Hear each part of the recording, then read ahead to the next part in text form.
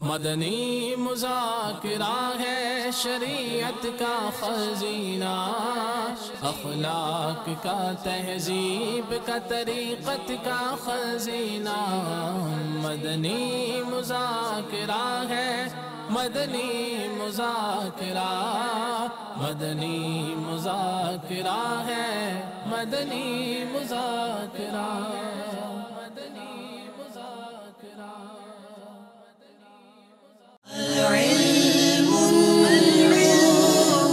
بیان ہو رہا ہوں، یہ اسلامی بیان قرآن و حدیث کے مطابق کو عالم بیان کر رہا ہوں، اس وقت بات کرنا، آہستہ سے بات کرنا بھی تو اس کے لیے گناہ اعلیٰ حضرت نے لکھا ہے۔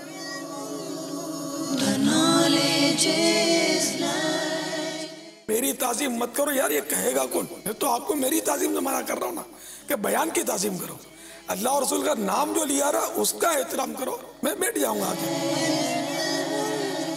جب آئے جہاں جگہ ملے بیٹھ جائے، لوگوں کو پھلانگتا ہوا آگے نہیں بڑھے۔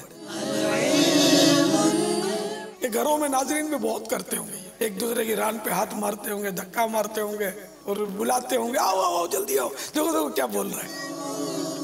میں آپ کی فکر کر رہا ہوں نا، دیکھو اب میری فکر یہ کرو کہ یا اللہ یہ ہماری چونکہ فکر کرتا ہے تو اس کی فکر کو قبول کر لے اور اس کو بے حساب مغفرت سے نواز دے، ایک کرم فرما۔ فرمان مصطفیٰ صلی اللہ تعالی علیہ وآلہ وسلم، نیت المؤمن خیر من عملی، مومن کی نیت اس کے عمل سے بہتر ہے۔ اللہ عز و جل کی رضا پانے اور ثواب کمانے کی غرض سے سلسلہ دیکھنے سے پہلے اچھی اچھی نیتیں فرما لیجئے۔ اللہ عز و جل کی رضا کی خاطر علم دین حاصل کروں گا، سیکھ کر دوسروں تک نیکی کی دعوت پہنچاؤں گا، خاص خاص باتیں لکھوں گا، اول تاخر دیکھوں گا۔ الحمدللہ رب العالمین، والصلاة والسلام على سید المرسلین، اما بعد فاعوذ باللہ من الشیطان الرجیم، بسم اللہ الرحمن الرحیم، الصلاة والسلام علیک یا رسول اللہ وعلی آلک واصحابک یا حبیب اللہ، الصلاة والسلام علیک یا نبی اللہ وعلی آلک واصحابک یا نور اللہ۔ فرمان مصطفیٰ صلی اللہ تعالی علیہ وآلہ وسلم، ضیاء درود و سلام صفحہ نمبر 5 پر، جس نے مجھ پر 10 مرتبہ صبح اور 10 مرتبہ شام درود پاک پڑھا، اسے قیامت کے دن میری شفاعت ملے گی۔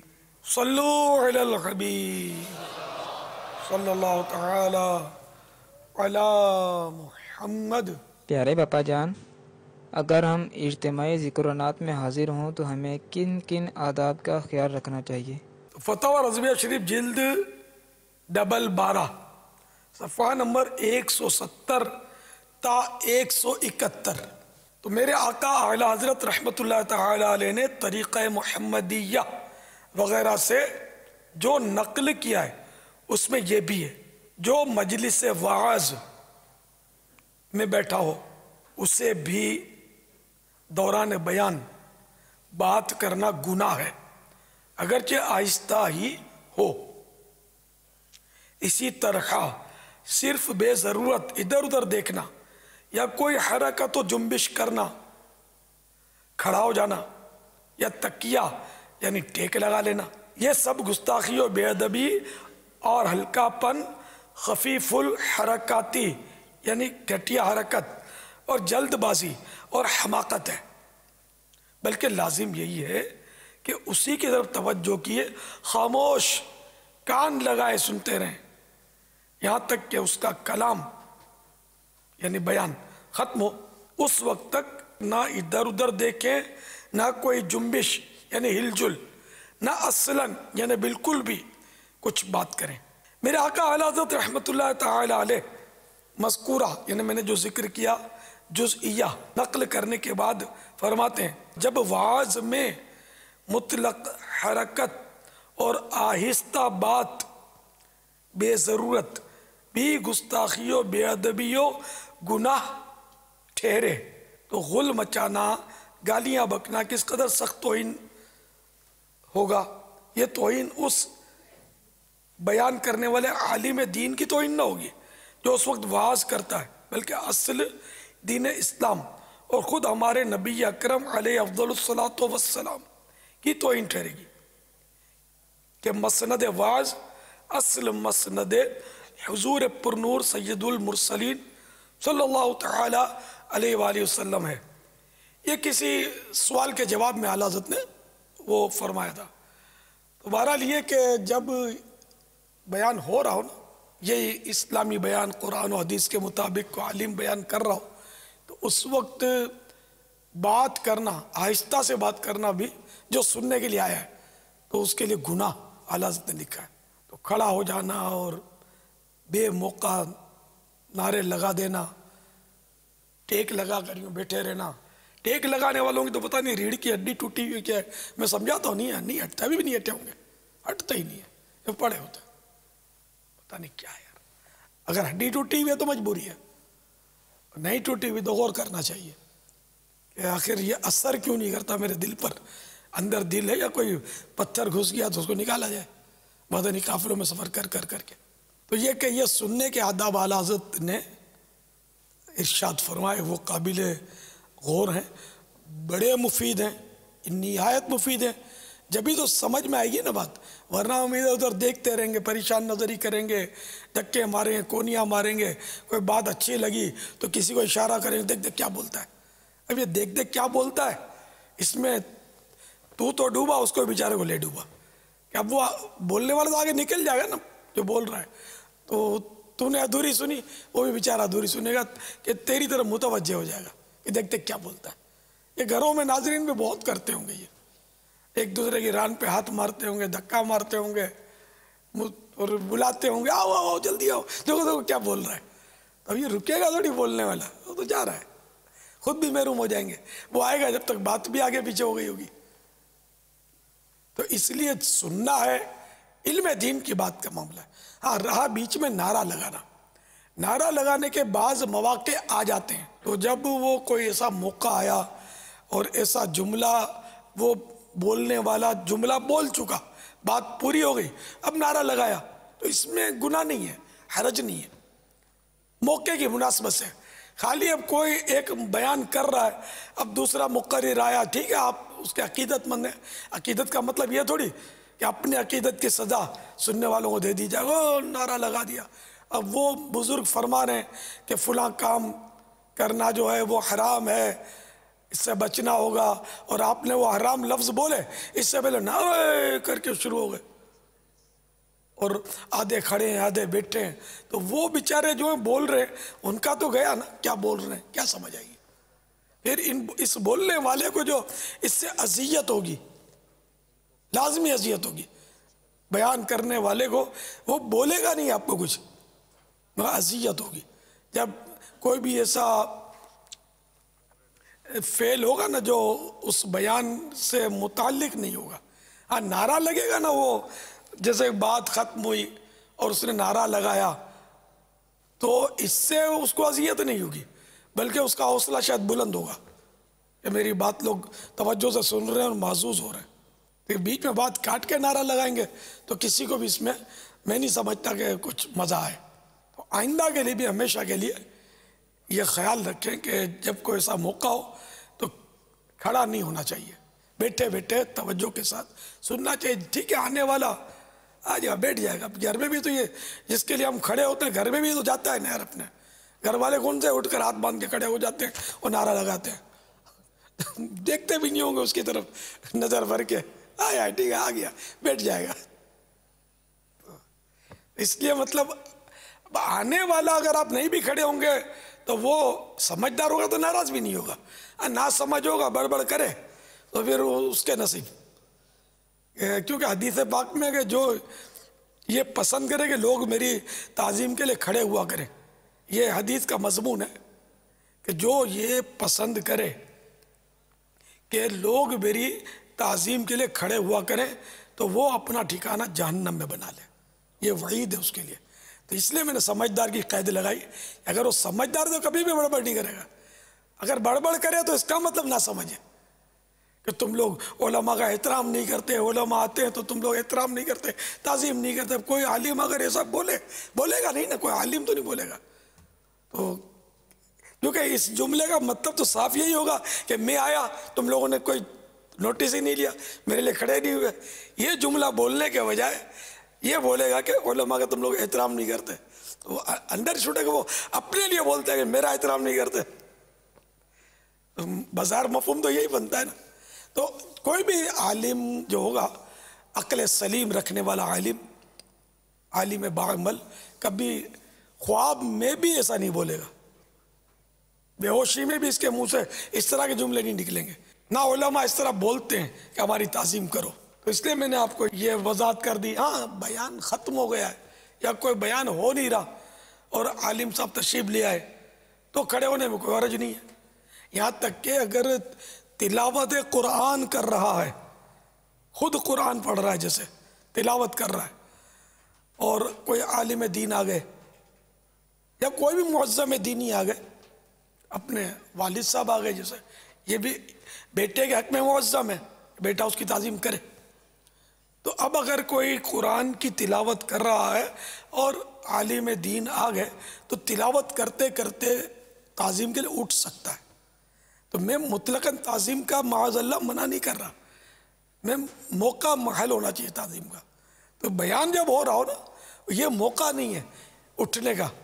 ہاں بیان عالم نے ختم کر دیا تب اٹھنے میں کوئی حرج نہیں ہے, اس وقت اٹھ سکتا ہے. اگر کوئی قاری صاحب تلاوت کر رہے ہیں اور سب اس کو سن رہے ہیں, اس میں کوئی آیا, اب اٹھنے کی اجازت. کان لگا کر سننا فرض ہے کہ جب کوئی تلاوت ہو رہی ہے, جو سننے کے لیے حاضر ہوا ہے یا جو سننے کے لیے حاضر ہوئے ہیں, ان سب پر یہ فرض ہے کہ کان لگا کر سنیں. اب وہاں تعظیم کے لیے کھڑا ہونا, اس کا مسئلہ مجھے پتہ نہیں ہے. میں نے جو بہار شریعت میں پڑھا ہے, خود تلاوت کر رہا ہے, وہ تلاوت کرتے کرتے اٹھ سکتا ہے. تو میں جو لکھا یہی بولوں گا, آگے مجھے پتہ نہیں ہے. اور اٹھنا سمجھ میں آ بھی نہیں رہا میرے کہ وہ بالکل جب فرض ہے کہ کان لگا کر سنیں تو اٹھے گا تو کان کہاں لگیں گے, کان ناک آنکھ سب اس کی طرف لگ جائیں گے جس کے لیے اٹھا ہے. تو سننا موقوف ہوا, تلاوت جاری ہے. میں تو جب تلاوت ہو رہی ہوتی ہے بعض اوقات آتا ہوں, میری عادت یہ ہے, کبھی بھول کر آ بھی گیا تو کہ میں رک جاتا ہوں, تلاوت پوری ہو لے پھر میں داخل ہوتا ہوں کہ میں آؤں گا تو یہ لوگ اٹھ جائیں گے. تو یوں تلاوت سننے میں یہ ایک بہت بڑا رکھنا پڑے گا. اس طرح جب بیان ہو رہا ہوتا ہے تو کبھی توجہ رہتی, کبھی نہیں بھی رہتی میری توجہ. کبھی جیسے کہ کوئی مسئلہ بیان ہو رہا ہے یا کوئی واقعہ یا حدیث پاک بیان ہو رہی ہے تو میں رک جاتا ہوں سیڑھیوں وغیرہ پر, تاکہ وہ اپنا پورا کر لے, جو بھی وہ روایت پوری کر لے. پورا بیان کا انتظار نہیں کرتا. کہ بعض اوقات میرے آنے پر تو یہ ہوتا ہے کہ جب تک میں نہیں آتا بیان ختم نہیں کرنا ہوتا. نگران شورا اس پر عمل کرتے ہیں, دوسرے شاید گھبرا جاتے ہیں, میں آتا ہوں وہ بیچارے ختم کر دیتے ہیں بیان جیسے آتا ہوں. حالانکہ میرا معمول ہے کہ چائے اپنے وہاں نہیں پیتا, میں یہاں کر پیتا ہوں چائے, کہ یہ وقت بھی آپ کے ساتھ گزر جائے. تو بہرحال یہ کہ میں روایت پوری ہونے تک, حکایت روایت کوئی بھی ایسی اہم بات ہو رہی ہوتی ہے, اس کے دوران آنا پسند نہیں کرتا, رک جاتا ہوں. بعض اوقات توجہ نہیں ہوتی تو آ جاتا ہوں, پھر جو ہونا ہوتا ہے. بہت نقصان ہوتا ہے اس کا میرے نزدیک. اٹھنے والوں کو احساس ہوتا کاش تو سر دیوار پہ مار دیتے کہ یار ہماری فکر اس بندے کو, یار ہم کو پرواہ نہیں ہے کہ ہم نے حدیث ادھوری چھوڑ کر آقا کی حدیث بیان ہو دی, وہ کھڑے ہو گئے. جو خود کہتا ہے کہ میرے لیے مت کھڑے ہوا کرو. اچھا پھر میرے پیچھے شخصیات, ان میں بھی سب سمجھدار نہیں ہوتے. یہاں تک کہ میں سیڑھی پر بتی ہے ہمارے یہاں, میں اندھیرے میں چڑھ کے بھی آتا ہوں باہر, میں بتی جلاؤں گا تو ایک دم یوں چونک جائیں گے اور مڑ مڑ کے دیکھیں گے مجھے, اور جو بیان ہو رہا ہے اس سے غافل ہو جائیں گے. میں ان کی بھی اتنی فکر کرتا ہوں. ہے کوئی میری فکر کرنے والا؟ اب میری فکر یہ کرو, میں آپ کی فکر کر رہا ہوں نا, دیکھو اب میری فکر یہ کرو کہ یا اللہ یہ ہماری چونکہ فکر کرتا ہے تو اس کی فکر کو قبول کر لے, اور اس کو بے حساب مغفرت سے نواز دے، ایک کرم فرما دے۔ اجر تو میں رب سے لوں گا، آپ سے نہیں۔ میرا رب بے حساب اجر دے گا، آپ کیا دو گے؟ کوئی کیا دے گا؟ بندہ بندے کو کیا دے گا؟ تو بہرحال یہ کہ میں نے جو عرض کیا نا، ابھی اس کو آگے بڑھائیے، آپ اپنے دل میں اتاریے۔ اب جہاں بھی ایسا موقع ہو نا، مگر آپ یہ بولو گے نا کہ عالم کا بیان ہو رہا ہو، دوسرا عالم آئے تو اٹھنا نہیں چاہیے، تو لوگ ہڑتال کر دیں گے آپ کے خلاف۔ بولنے کا نہیں ہے، کیونکہ آپ شاید اتنا سمجھا نہیں سکیں گے۔ میں نے تو فتح رضویہ اور یہ پڑھ کر اتنا ہی سمجھایا نا، آپ شاید نہیں سمجھا پائیں گے۔ اس لیے آپ اپنے اوپر عمل کریں۔ آپ مطلب صرف کہ بھئی مبلغ بیان کر رہے ہیں تو اپنے کو توجہ سے سننی چاہیے، اس طرح کی بات جو عوام کی آپ مطلب عوام کے ذہن میں اتار سکیں۔ تو میں نے جو حوالے دیے نا، تو بڑے سے بڑا بھی سنی عالم ہوگا نا، وہ مجھ سے اختلاف نہیں کرے گا۔ کہاں سے کرے گا اختلاف؟ اعلی حضرت کے جزیات کو رد نہیں کرے گا نا۔ تو میں تو اپنوں سے بات کر رہا ہوں نا، اور میں جو کر رہا ہوں یعنی کہ اپنی میری تعظیم مت کرو یار، یہ کہے گا کون؟ میں تو آپ کو میری تعظیم سے منع کر رہا ہوں نا، کہ بیان کی تعظیم کرو، اللہ اور رسول کا نام جو لیا رہا اس کا احترام کرو۔ میں بیٹھ جاؤں گا آگے خود ہی، جب بھی ایسا ہو تو بس یہ پکی بات ہوئی، انشاءاللہ انشاءاللہ۔ باپا ابھی آپ نے جو احتیاطیں ارشاد فرمائیں کہ میں رک جاتا ہوں تلاوت جب ہو رہی ہو یا کوئی حدیث بیان ہو رہی ہو تو میں انتظار کرتا ہوں، تو عوام میں بھی جیسے اسلام میں بیٹھے ہوں اور پیچھے سے کوئی آیا، اب آگے جگہ موجود ہے تو آگے اگر وہ آتا ہے تو کئیوں کی توجہ بٹنے کا سبب بنتا ہے، تو اب جب اس طرح روایات یا حکایات یا حدیث بیان ہو رہی ہو تو وہ بھی تھوڑا رک کے انتظار کر لے یا غصہ چلا ہے؟ نہیں، غصہ چلا یہ تو اور بھی منع ہے، کیونکہ وہ مجلس کے آداب کے بھی خلاف ہے۔ تو حدیث ہے اس پر تو کہ جہاں جب آئے، جہاں جگہ ملے بیٹھ جائے، لوگوں کو پھلانگتا ہوا آگے نہیں بڑھے۔ سیدنا جابر بن سمورہ رضی اللہ تعالیٰ عنہ سے روایت کہتے ہیں کہ جب ہم نبی کریم صلی اللہ تعالیٰ علیہ وآلہ وسلم کی خدمت میں حاضر ہوتے تو وہاں بیٹھ جاتے جہاں مجلس ختم ہوتی ہے، یعنی مجلس کے کنارے پر بیٹھتے، اسے چیر کر اندر نہیں گھستے۔ لوگ جس کو احترام سے بٹھائیں، آگے بلائیں، وہ الگ بات ہے، لیکن دوران بیان نہ بلانے والا کسی کو آگے آنے کا کہے، نہ جانے والا آگے جائے، بس جہاں جگہ ملی بیٹھ جائے۔ یہ بالکل آپ دھیان رکھنا اس بات کا۔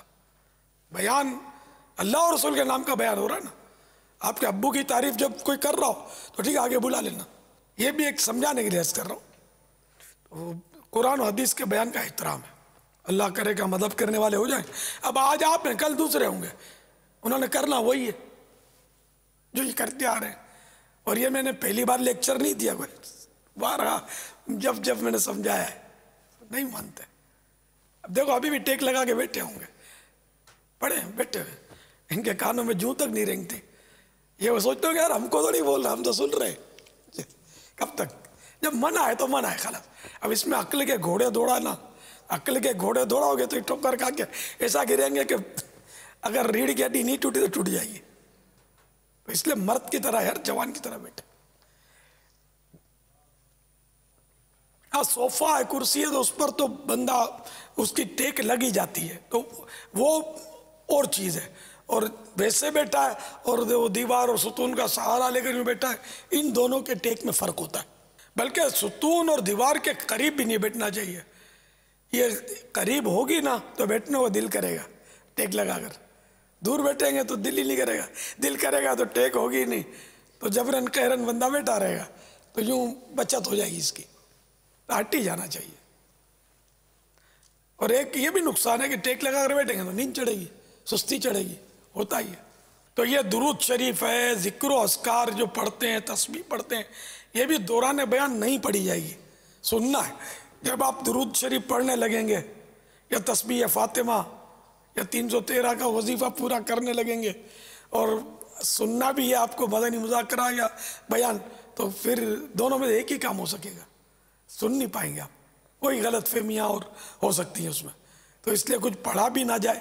ہاں جب اس میں گرامی سرکار نامدار صلی اللہ تعالی علیہ وآلہ وسلم کا لیا گیا تب بے شک درود پاک پڑھیں گے صلی اللہ تعالی علیہ وآلہ وسلم یا رضی اللہ تعالیٰ عنہ رحمت اللہ تعالی علیہ یہ کہنے میں، یا کوئی بات پسند آئی کسی نے سبحان اللہ کہا یہ کہنے میں، اس میں حرج نہیں ہے. وہ اپنا ورد وظیفہ جو پڑھتا ہے یہ نہیں پڑھیں گے. صلو علی الحبیب صلی اللہ تعالی علی محمد. ماشاء اللہ آج کے ہمارے مدنی مذاکرے کی خصوصیت یہ ہے کہ آج ہمارے باب المدینہ کے مدارس المدینہ کے قاری صاحبان، ناظمین اور مدنی منوں کے سرپرستوں کی بھرپور حاضری ہونی تھی. تو ایسا لگتا ہے کہ بھرپور حاضری ہو گئی ہو. فیضان مدینہ نیچے بھی ہے نا دور دور تک، جی بابا نیچے بھی ہے میلاد، اور اوپر اپنے کیا بولتے ہیں اس کو مچان، جی بابا مچان پر بھی ماشاءاللہ محسوس ہو رہا ہے بھرے ہوئے. بیٹھ تشریف فرمائے ماشاءاللہ. باہر بھی لائنیں لگی ہوئی ہیں بابا، ابھی لائنیں بھی لگی ہوئی ہیں. جی بابا. تو اتنے، اور نیچے تہ خانے میں میلاد ہال، میلاد ہال میں بھی ہے. جی باپا میلاد حال پہ یہ عاشقان رسول میلاد حال میں بیٹھے ماشاءاللہ. اور ابھی آمد و رفت، آمد جاری ہے. اللہ کرے رفت نہ شروع ہو جائے. تو ایسا کرے، آمد مانے آنا، رفت مانے جانا. تو ابھی جانا تو شروع نہیں کرنا ہے نا، آنا ہی آنا ہے نا. تو یہ سائڈیں جو نا دائیں بائیں اس میں کچھ جگہ نظر آ رہی ہے. تو اگر آپ آگے تشریف لائیں گے نا، تھوڑا زحمت کریں گے نا، تو پیچھے آنے والوں کو آسانی ہو جائے گی.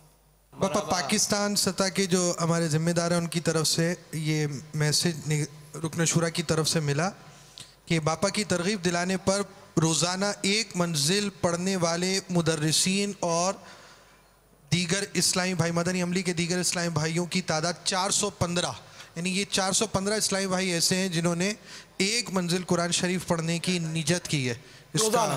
جی باپا یہ میسج موصول ہوا ہے. میں تو ایک ایسے طالب علم کو بھی جانتا ہوں کہ جب سے ترغیب دلائی ہے ان کا کہنا کہ میں روز کے 10 پارے پڑھتا ہوں اور کبھی کبھی 15. الحمدللہ یہ جامعۃ المدینہ اور مدارس المدینہ کی خصوصیات کہ ہمارے ہاں عاشقان قرآن الحمدللہ ہیں دعوت اسلامی میں. اللہ کی رحمت ہے. اللہ ان سب کو استقامت دے. ایک ہمارے استاد نے کچھ اس طرح کہا تھا کہ یہ الیاس انہیں اپنے انداز میں کہ الیاس ایک ہی کا کہتے ہیں کہ وہ مفتی دعوت اسلامی ایک منزل تلاوت. اب مطلب یہ ایک کی نہیں چلے گی، ہم بھی کریں گے انشاءاللہ. منزل ایک استاد ہے آپ کے فیضان مدینہ کے عالمی مدنی مرکز کے، ان کے بارے میں کسی نے مجھے لکھ کر دیا تھا کہ ہم سب پڑھیں گے. ترغیب دلاتے ہوئے کہا تھا، وہ خود بھی پڑھتے ہیں اور پڑھاتے بھی ہیں طلباء کو کہ صرف دعوت اسلام میں ایک ہی کیوں، ایک منزل پڑھنے والا، بہت سارے ہونے چاہیے. بات بھی درست ہے. باپا اس وقت تقریباً 181 مقامات پر اجتماعی طور پر اس شعبے کے تحت اور مختلف مقامات اور شعبہ جات بیرون ملک ملا کر 1700 سے زائد مقامات پر اجتماعی طور پر مدنی مذاکرہ دیکھا جا رہا ہے. اس کی اطلاع ہے، دیکھنے کی اطلاع ہے. ماشاءاللہ. بابا جامعۃ المدینہ فیضان مدینہ کے ناظم صاحب اطلاع دے رہے ہیں کہ فیضان مدینہ عالمی مدنی مرکز جامعۃ المدینہ کے ایک طالب علم نے 3 دن میں 2 قرآن پاک ختم کیے ہیں. سبحان اللہ، ماشاءاللہ، مرحبا. اللہ ان کے والدین کو نور کا تاج پہنا ہے، اس کو بھی مدنی منع کو بھی ماشاءاللہ. آؤ بھیجو اپنے اپنے مدنی منوں کو ہمارے پاس، عاشق قرآن بن جائیں گے انشاءاللہ، عالم دین بنیں گے، حافظ قرآن بنیں گے انشاءاللہ. تو آج ماشاءاللہ کثیر اسلامی بھائی آج جمع ہو گئے ماشاءاللہ. مرحبا، 100 کروڑ مرحبا. اور ہمارا وہ منڈی بہاؤالدین میں بھی فقید المثال اجتماع اس وقت دیکھو کتنے ماشاءاللہ دور دور تک.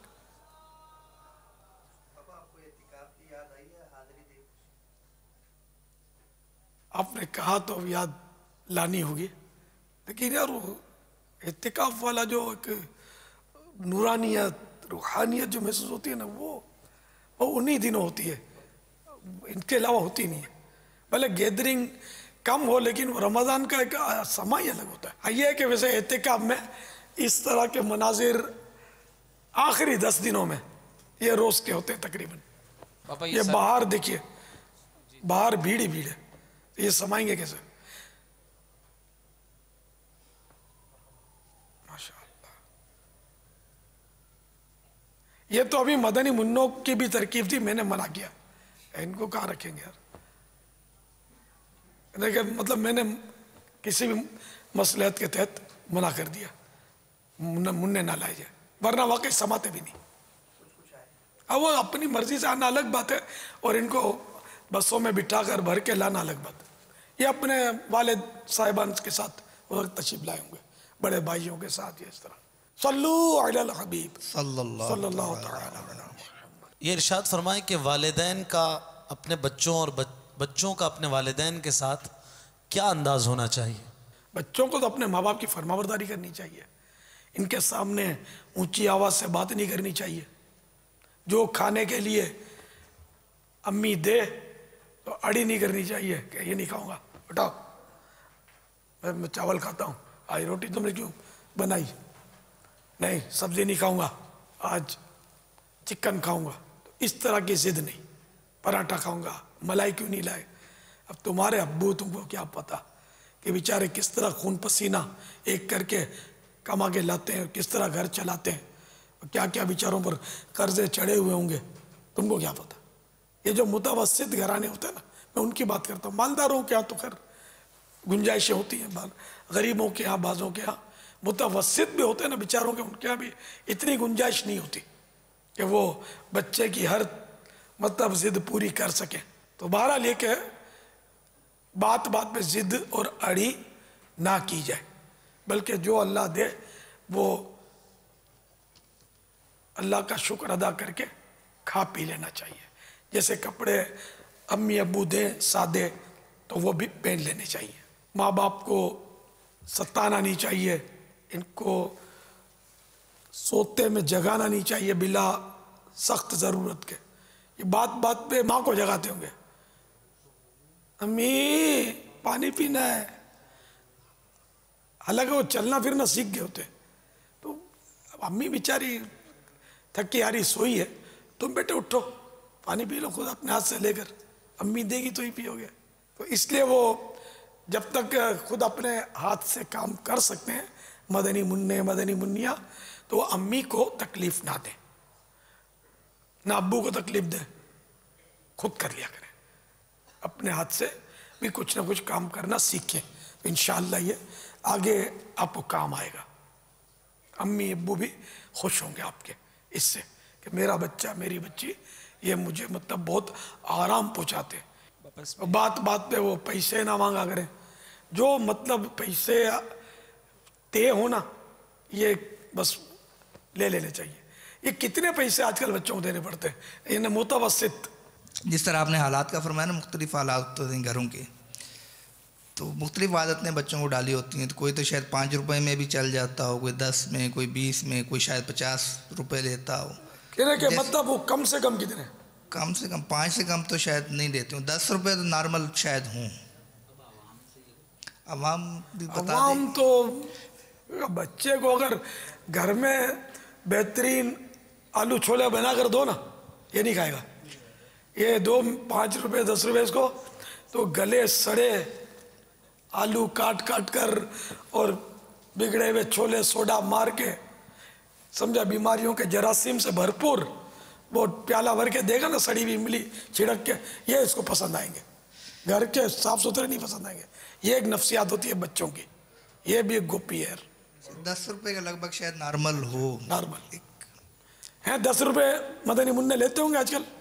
مدرسے اسکول میں صبح الگ لے جاتے ہیں، پھر شام کو آ کے خرچی الگ لیتے ہیں. جو نارمل بھی، ہم نے مدنی منوں سے بھی پوچھا کہ مدرسے میں 20 روپے لے کے جاتے ہیں، پھر 20 جی بابا. اب وہی بات ہے جیسی کیفیت. یار یہ تو غریب آدمی کیسے گزارا کرے گا، جس کے درجن بھر بچے ہوں تو وہ تو مارا گیا بیچارہ. ہاں ہوتے ہیں، ہر پوری کرکٹ کی ٹیم ہوتی ہے یار. بولتے ہیں نا آج کل 11 کی تعداد سن رکھی ہے, خدا بہتر جانے. یعنی کہ بچے ہوتے ہیں. اب یہ کیا کریں؟ مدنی منو مجھے کتنے پیسے ملتے ہوں گے بچپن میں پتہ ہے کسی کو؟ اب بتائیں باپا.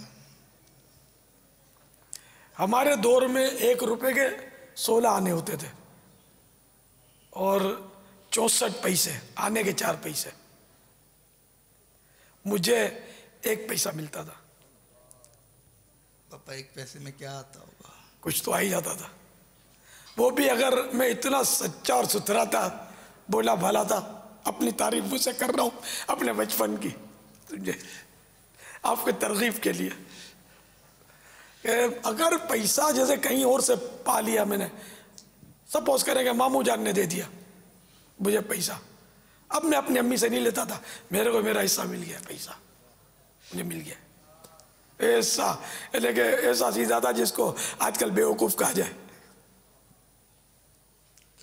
پاپا اب تو بونس شمار ہوتا ہے نا, ایک نے دے دیا اب دوسرے سے وصول کرتے ہیں.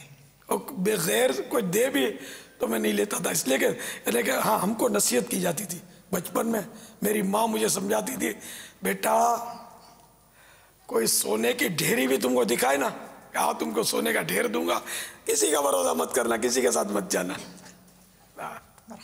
یہ سمجھاتی تھی میری ماں. یہ واقعی حقیقت ہے. حالانکہ ان دنوں بچے اغوا ہونے کے کیس نہ ہونے کے برابر, آج تو ہو ہی جاتے ہیں اغوا. بچے کیا بڑے کیا اغوا ہو جاتے ہیں. خیر, اور بھی بہت الٹے سیدھے پھر اس سے ناجائز فائدے اٹھائے جا سکتے ہیں بچے کو دے کر. پاپا آج کل تو بچے کام کرنے کے لیے بھی الگ سے پیسے لیتے ہیں. یعنی بعض اوقات لالچ دینی پڑتی ہے, یہ کام کر دو تو 5 روپے دیں گے, یہ کام کر دو تو 10 روپے دیں گے. یعنی بچوں کو اب اس طرح بھی لالچ کی عادت پڑ گئی ہے, یہ ڈال دی جاتی ہے کہ یہ کام کریں گے اتنے پیسے دو گا تو کریں گے. تو اب اس طرح بھی خرچی بڑھتی جاتی ہے. یعنی اجارہ ہوتا ہے باقاعدہ ان سے بھی. تو میرے پھر بعد میں بڑھ گئے تھے پیسے کے, 2 پیسے ہوئے تھے, پھر اور بڑا تھوڑا بڑا ہوا تو اخراجات بڑھ گئے نا, وہ 3 پیسے ہوئے. یوں مطلب میرا ہے نا کہ چلا تھا پیسے سے. اب تو وہ پیسے وغیرہ تو چلی نہیں, اب تو سب سے چھوٹا سکہ ہی 1 روپے کا ہے, جس کی سائز اب اس دور کی چونی کے برابر ہے شاید. چونی دیکھی ہوگی آپ لوگوں نے, نئی جنریشن میں نہیں دیکھی ہوگی. تو بہرحال یہ کہ جو امی ابو دیں بیچارے کہاں سے اتنے دیں گے رقم. لیکن پیسوں کا تعلق ہے نا یار, یہ سمجھانا بڑا مشکل ہے بچوں کو. کیا بچوں کو بڑے نہیں سمجھتے, حرام میں ہاتھ ڈال دیتے ہیں, مجبوری ہے کر کے تو ڈال دیتے ہیں حرام میں. تو بچے وصول کریں گے آپ سے, اور کیا ہوگا. لیکن ضروری نہیں ہے کہ وہ حرام کمائے تو ہی بچے ضد کریں, حلال والوں سے بھی بچے ضد کرتے ہوں گے. میں ایک چوٹ کرنے کے لیے عرض کیا کہ حلال کمائے حلال کھلائیں. شروع سے ہی کنٹرول کریں گے نا تو یہ کم میں راضی ہو جائیں گے. شروع میں اگر زیادہ دیں گے نا, پھر آپ پر اگر کوئی کڑا وقت آیا نا, پھر یہ نہیں مانیں گے. ایک ٹینشن کڑے وقت کا, دوسرا ٹینشن ان کی ضد کا بچوں کی. یہ روئیں گے, برتن پچھاڑیں گے, اڑی کریں گے. اللہ کرے دل میں اتر جائے میری بات.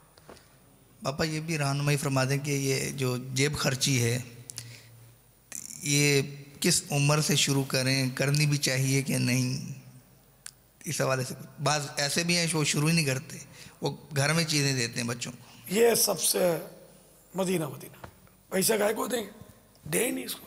بچوں کو شرن تو واجب نہیں ہے نا, کھلانا پلانا اور جو اس کے احکام ہے اس پر پورا عمل کرے. پیسے دینا پھر اس کا جا کے پیسوں سے خریدنا, اس کے بھی باریک مسائل ہیں. اس کا جا کر خریدنا, پھر یہ کہ اس کا بیچنا بچوں کے ہاتھ, اس کے پھر مسائل ہیں, وہ بھی باریک ہے.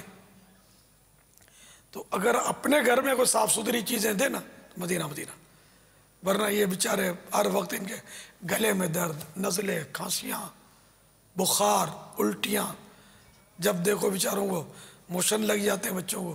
یہ کچرے کھاتے رہتے ہیں, جراثیم والے, مکھیاں بن بنا رہی ہوتی ہیں اور یہ کھا رہے ہوتے ہیں. تو یہ گھر میں اگر شروع سے عادت پڑ جائے نا, ویسے دے نہیں. یا طرح طرح کے چپس نکلے آج کل, سڑا ہوا تیل, بالکل گلا پکڑ لے فوراً. ہم اس کو ہماری زبان میں ڈاڈھیا تیل بولتے ہیں. اچھا تیل کہاں سے لائیں گے؟ تو وہی ایک ہی تیل میں بار بار تلتے رہیں گے تو صحت کے لیے ایک طرح سے مطلب زہر ٹائپ کا کام کرتا ہے. گھر میں بھی اس طرح کرتے ہیں, گھروں میں بھی کرتے ہیں, یہ رسکی ہوتا ہے. طباً جو ہے نا وہ تو ایک بار تیل میں تل لیا خلاص, اب وہ کام کا نہیں ہے طباً, طب کے حساب سے. لیکن یہ کہ اگر اس کو قابل استعمال کرنے کا طریقہ یوں لکھا ہے کہ اس کو چھان کر فریج میں رکھ دے ٹھنڈی جگہ پر, تو کم نقصان کرے گا شاید. اور جب کوئی چیز تلی تو اس کو ٹیشو پیپر وغیرہ سے اس کو اچھی طرح جذب کر لے تاکہ پیٹ میں کم سے کم تیل جائے. جتنا تیل زیادہ جائے گا اتنا نقصان زیادہ کرے گا. کہ یہ تلا ہوا تیل جو ہے فری ریڈیکلز پیدا ہوتی ہیں جب یہ تیل اکڑتا ہے نا, ابلتا ہے, کڑکڑاتا ہے نا.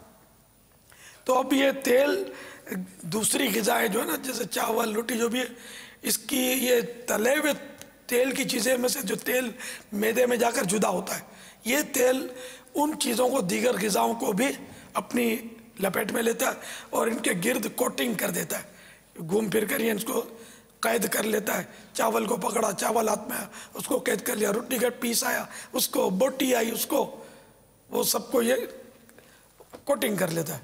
اب وہ ہاضمے کے جو لعاب وغیرہ ہے نا وہ اس کی راہ میں یہ رکاوٹ بن جاتا ہے, اس پر اٹیک نہیں کرنے دیتا آسانی سے. تو اس طرح ہاضمہ بھی خراب ہوتا ہے, طرح طرح کی بیماریاں جنم لیتی ہیں تلی ہوئی چیزوں سے. یہ بازاری چیزیں تو اور خراب ہوتی ہیں. اس براؤن کلر, جب بھی تلی ہوئی چیز کا براؤن کلر ہو نا سمجھو یہ تیل کنڈم ہے.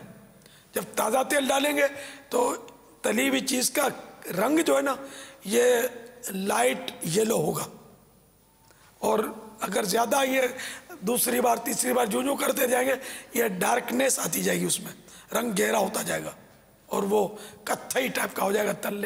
تل کر جو چیزیں بازار کی یہ ایسی ملے گی, یہ کتھئی ٹائپ کی بالکل یلو, اگر مل بھی گئی لائٹ یلو تو پیلی, تو یہ سمجھو گیا آج آپ کی قسمت اچھی ہے کہ اس نے نیا تیل ڈالا ہوا ہے, کہ یہ کم نقصان کرے گا, وہ زیادہ کرے گا. یہ مدنی مذاکرے میں آئیں گے نا تو انشاءاللہ اس طرح کی ہم حکمت کی باتیں سیکھتے چلے جائیں گے. ہر ہفتے کو مدنی مذاکرہ ہوتا ہے. صلو علی الحبیب صلی اللہ علیہ وسلم. سوال میرا یہ ہے کہ ماشاءاللہ آپ کے یہاں بہت سے لوگ ہیں جو دینی تعلیم کے لیے آتے ہیں, اور ٹی وی پہ بھی ماشاءاللہ میں دیکھتا رہتا ہوں جس طرح وہاں پہ رونق رہتی ہے. تو میں یہ پوچھنا چاہوں گا کہ جتنے بھی آپ کے پاس آپ کے اسٹوڈنٹس آتے ہیں جن کو آپ یہ دین کی اور ایک اچھی تعلیم دیتے ہیں, اور حضور کی سنتوں کی بھی تعلیم میں دیکھتا ہوں کہ وہ آپ لوگ دیتے ہیں, اور آپ لوگوں کے ذریعے ہم بھی بہت کچھ سیکھتے ہیں, تو کیا آپ اپنے اسٹوڈنٹس کو یہ تعلیم دیتے ہیں کہ انہوں نے پاکستان کے لیے کیا کرنا ہے اور اس ملک کو بہتر بنانے کے لیے کیا کیا جا سکتا ہے؟ مجھے پتہ نہیں ہے, کیونکہ ہمارے مدارس تو نا تو دنیا بھر میں ہے نا, تو اگر یہ قانون میں ڈالتے ہیں تو پھر ظاہر ہے کہ دوسرے ملکوں کے لیے بھی پھر یہ سب سکھانا ہوگا نا. پھر کہیں کچھ کہیں کچھ کہیں کچھ, کہیں کافروں کی اکثریت زیادہ ہے, کہیں کچھ ہے. تو اس لیے اس طرح کا شاید سلیبس میں تو نہیں ہوتا. قرآن کریم پڑھایا جاتا ہے, تجوید, درست مخارج سے حروف ادا کرنا, اور ناظرہ, حفظ, حافظ بنانا. پھر جامعات المدینہ میں یہ درس نظامی ہوتا ہے, اس میں علم دین پڑھایا جاتا ہے, عالم بنانے کی ترکیب کی جاتی ہے, یہ عالم بن جائے کسی طرح. پھر ضمناً سنتیں سکھائی جاتی ہیں, مدنی کاموں کی ترغیب وغیرہ وغیرہ. وہ ضمناً جیسے کہ 14 اگست آتا ہے تو ہم بھی یوم پاکستان مناتے ہیں, مدنی چینل کے حوالے سے وہ دھوم دھام ہوتی ہے. وہ ایک ضمنی معاملہ ہی ہے. وطن کی محبت ہونی چاہیے, ویسے یہ تو ہم کبھی کبھی بتاتے رہتے ہیں. اس پر تو میں نے ایک کلام بھی لکھا ہے نا, پاکستان وطن کی محبت پر. آپ کو شاید یاد ہو تو کوئی 2-4 شعر سنا دیں تو پتہ چل جائے گا کہ ہم کیا چاہتے ہیں. ہم اس وقت, میں تو پیدا ہی پاکستان, تو کٹر پاکستانی ہوں نا, پیدا ہی پاکستان میں ہوں. باب المدینہ یہ میرا مولد ہے, وطن اصلی ہے, یہاں پیدا ہوا ہوں. ماں باپ ہند کے, ہندوستان کے, ان معنوں کا مہاجر کہلاتے ہیں, ورنہ حقیقت میں پاکستانی ہوں. یا خدا پاک وطن کی تو حفاظت فرما یا خدا پاک وطن کی تو حفاظت فرما یا خدا پاک وطن کی تو حفاظت فرما فضل کر اس پہ سدا سایہ رحمت فرما فضل کر اس پہ سدا سایہ رحمت فرما لطف سے تیرے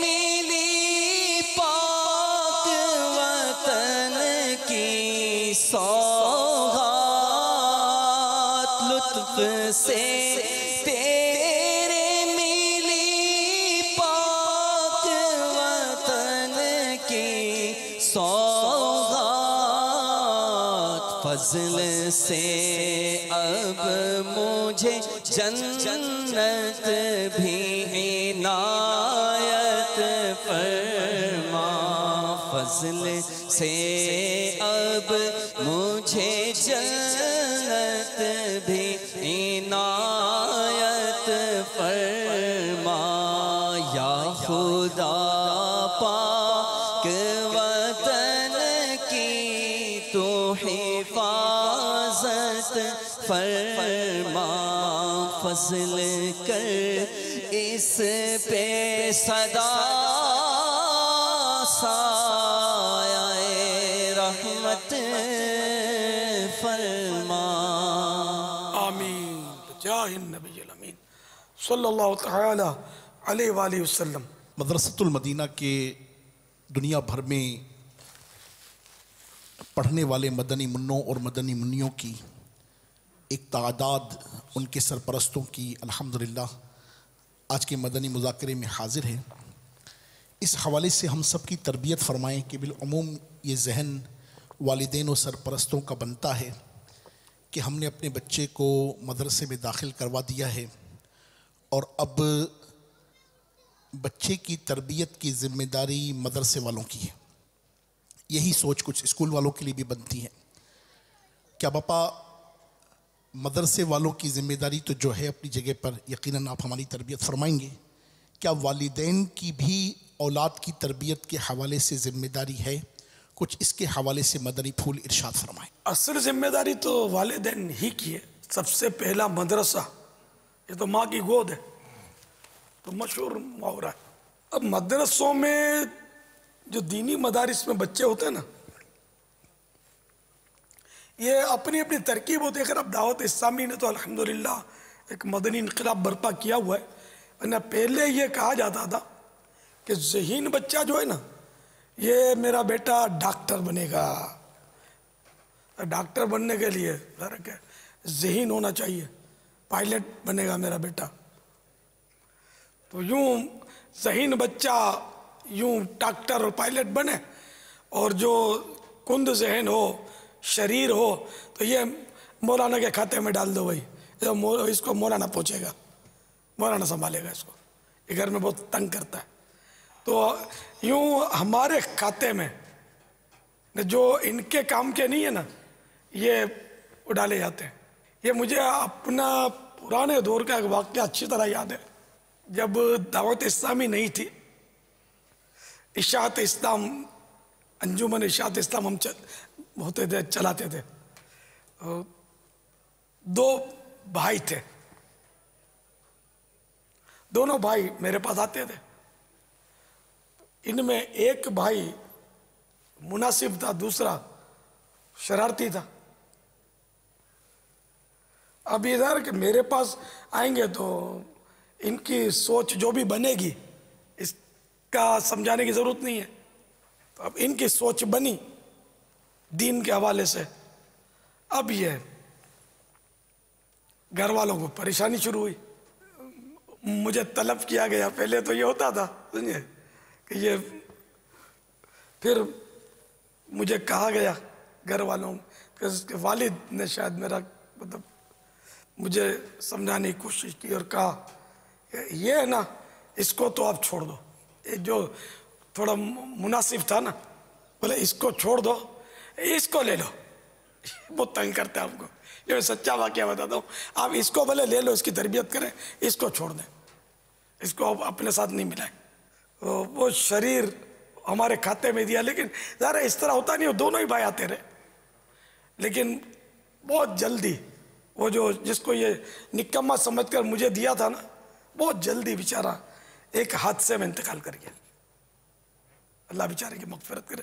دعوت اسلامی کے پہلے ہی وہ بیچارہ فوت ہو گیا. اللہ بیچارے کو غریق رحمت کرے. جو میرے کھاتے میں آیا تھا وہ ابھی تک محبت کرتا ہے. دوسرا باقاعدہ ماحول میں ایکٹیو نہیں ہے، لیکن محبت. ماں باپ تو کبھی کے بیچارے گئے، دنیا سے چلے گئے. نہ شرارتی ان کے پاس رہا، نہ شریف اب ان کے پاس ہے. تو یہ میں سوچ بتا رہا ہوں معاشرے کی کہ وہ ذہین کے بارے میں کیا ہے، اور کند ذہن کے بارے میں والدین کی سوچ. اب بھی حالات کوئی سدھرے نہیں ہیں، بگاڑ بڑھتا ہی چلا جا رہا ہے. میڈیا جو ہے نا، میڈیا اس نے تو ستیہ ناش کر رکھا ہے نا. خواہ پیپر میڈیا ہو، خواہ الیکٹرونک میڈیا ہو، جس طرح کے انداز ہیں ان کے مسلمانوں کو تباہ و برباد کرنے کے، یہ کس سے پوشیدہ ہے. یہ بات میں اکثر سے کہہ رہا ہوں، ہر فرد کو یا ہر چینل کو نہیں بول رہا، میں اکثریت کے لحاظ سے بول رہا ہوں کہ تقریباً جو ہے نا یہ امت کا کنڈا کرنے پر لگے ہوئے ہیں. اپنے پیسے کھینچنے کی بات ہے. سارے پروفیشنل چینلز ہیں. ایک ہی تو ہے مدنی چینل جو پروفیشنل نہیں ہے الحمدللہ. نہ اس پہ ایڈ آتی ہے، نہ عورت آتی ہے. عورت پیش کی جاتی ہے اس لیے کہ وہ ایڈ ملے، ناظرین بڑھیں، ویورشپ بڑھے. ہم کو اس کی ضرورت نہیں ہے. ہم عورت نہیں لاتے چینل پر، برقع پہنا کر بھی نہیں لاتے، بڑکیلے چمکیلے نقاب ڈلوا کر بھی نہیں لاتے. ہم لانا ہی نہیں عورت کو. نہ میوزک آپ کو سناتے ہیں الٹے سیدھے دلائل دے کر کے روح کی غذا ہے.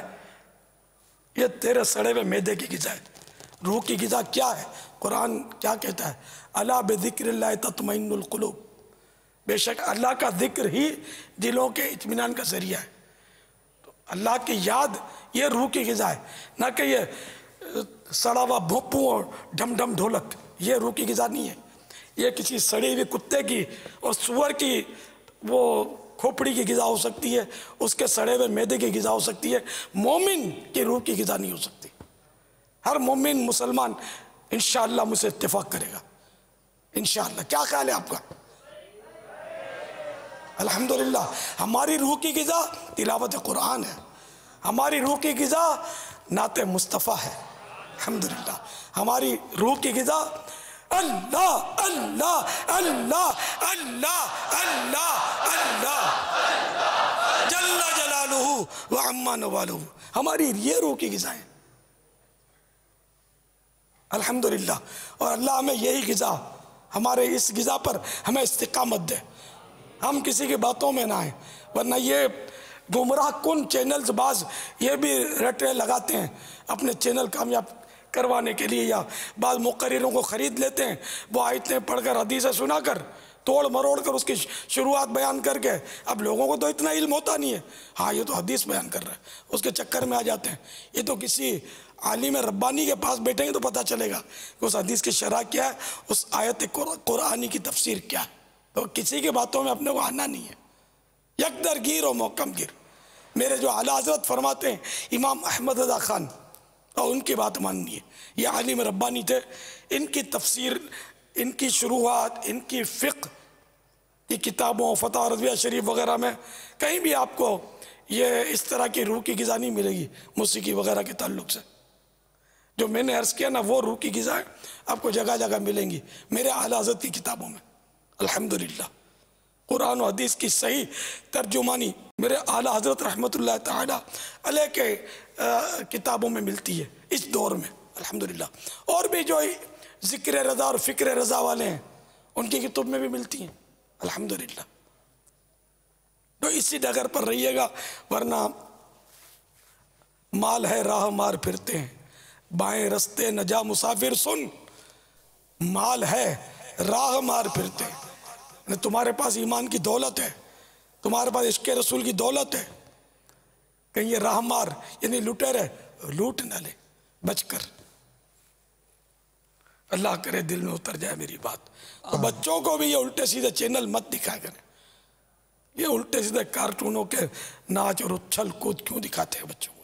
بچہ ضد کرتا ہے, کرنے دے. کب تک ضد کرے گا؟ آپ اور بھی تو باتیں اپنی ان کو منوائی لیتے نا. اسکول جانے نہ جانے کے لیے ضد نہیں کرتا, نہیں جاؤں گا اسکول, اڑی کر جاتا ہے. تو کس طرح اس کو راضی کرتے ہیں, کس طرح مناتے ہیں؟ یہ کارٹونوں کے ڈانس دکھانے سے بھی ان کو منع کریں, اسی طرح اس کو روکیں جائز طریقے پر.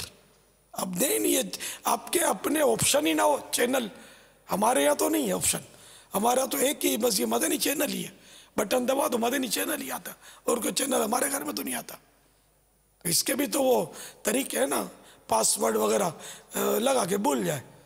وہی ہے, جب بھی کھولے تو سبز گنبد کے نظارے ہی ہوتے رہے. جب کھولے کعبہ شریف کی تصویر سامنے ہو, جب کھولے تلاوت قرآن ہو رہی ہو, جب کھولے نعت مصطفیٰ سنی جا رہی ہو, سنتوں بھری باتیں ہو رہی ہوں, مدنی پھول بکھیرے جا رہے ہوں. اور یہ مدنی چینل زندہ باد, فیضان مدنی چینل. تو مدنی منوں کو یہ دکھایا. اور جب یہ قرآن کریم پڑھنے ان کو بھیجا ہی آپ نے.